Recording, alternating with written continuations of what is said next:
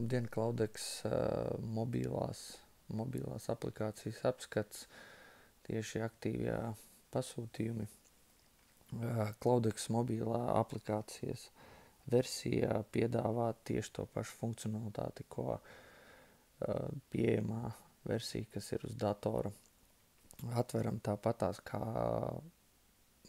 web aplikāciju uz datora, caur pārlūku programmu, tad spiežam 3 svītriņas, operatīvais darbs, klienta pasūtījumi. Ko tam mēs īsti redzam šajā sarakstā? Principā ir tā, ka šajā sarakstā mēs redzam visu to pašu informāciju, kas ir pieejama caur datoru.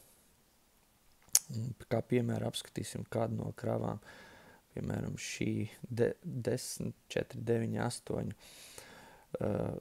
Informācija, kas pieejama, tas ir pasūtījuma numurs, klients, kurš to kravu devis, attiecīgi arī menedžers. Tāpat arī, ja krava ir pievienot kādam no reisiem, mums ir reisa numurs, pārvadātāja, menedžers, krava no kurienes uz kurieni un arī kontaktpersonas. Atverot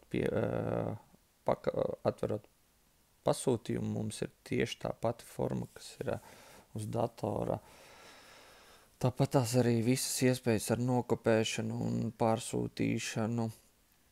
Tad mums ir arī, varam zvanīt no šīs formas, labot klienta formu, menedžera formu, iegumi, kas tad īsti iegumi tam visam ir, ja mēs neesam pie datora, tad mums kāds no šoferiem zvana, attiecīgi mēs varam atrast ātri, ērti informāciju par reisu, vai par kravu, vai menedžeri, vai referenci.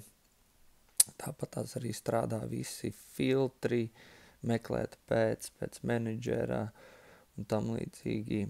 Uzspiežot tālāk uz reisa, kas mums uzreiz pavarās šāda forma, kas ir forma, un ko mēs redzam, tas ir, ko mēs esam iekrāvuši piekabē trailerī, kravas apjomi un tā tālāk. Arī no šejienes mēs varam zvanīt un mainīt plānoto piegādes datumu vai arī plānoto uzkraušanas datumu. Tad mums ir plānošanas skats, kur mēs redzam, kāds īsti ir tas maršruts, kas šoferim ir jāveic, cik piegādes, cik iekraušanās, to visu mēs taisam